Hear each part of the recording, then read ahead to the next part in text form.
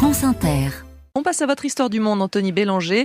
En Malaisie, la blague d'une comique de Singapour ne passe vraiment pas. Et ça fait plusieurs jours que la polémique enfle. Elle a même atteint hier un niveau inquiétant puisque le chef de la police malaisienne a menacé d'émettre une fiche Interpol. Interpol qui, je le rappelle, est censé servir à retrouver des criminels fugitifs. En fait, de dangereux criminels.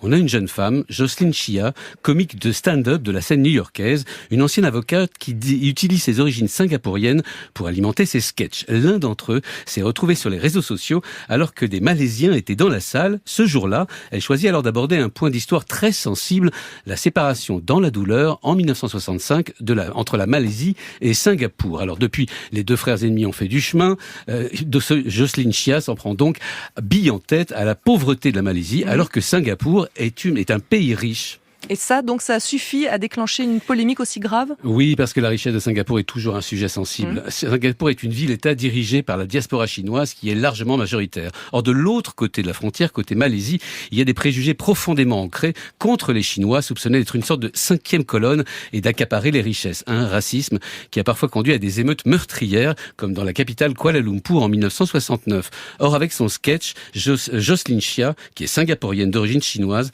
a réveillé cette animosité mal cicatrisé. Oui, c'est de l'histoire ancienne, mais il y a toujours aujourd'hui quelque chose qui reste, c'est ça ? Oui, le ministre des Affaires étrangères de Singapour l'a bien compris, qu'il s'est empressé de s'excuser pour cette blague horrible de sa compatriote, d'autant que ce n'est pas la seule attaque de la comique. Elle s'en est aussi pris un autre sujet sensible, la disparition en mars 2014, vous savez, du vol 370 de la Malaysian Airlines, avec 239 personnes à bord.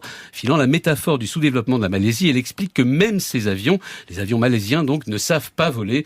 Une blague que, selon elle, les Singapouriens trouvent mortelle. Et est-ce qu'elle a réagi à cette poussée de fièvre ? Oui, elle a été interviewée hier par la BBC, à qui elle a expliqué qu'elle trouvait ridicule d'en appeler à Interpol, et elle a ajouté « J'aimerais bien voir la tête de l'officier d'Interpol lorsqu'il recevra la requête me concernant ». Quant à la Malaisie, ce n'est pas la première fois qu'elle s'en prend à un comique. Il y a un an, le comédien malaisien Rizal Van Zeidel était arrêté pour plusieurs sketchs jugés offensants. Aujourd'hui, il est libre, mais il est en attente d'un jugement définitif. Anthony Bélanger pour l'histoire du monde.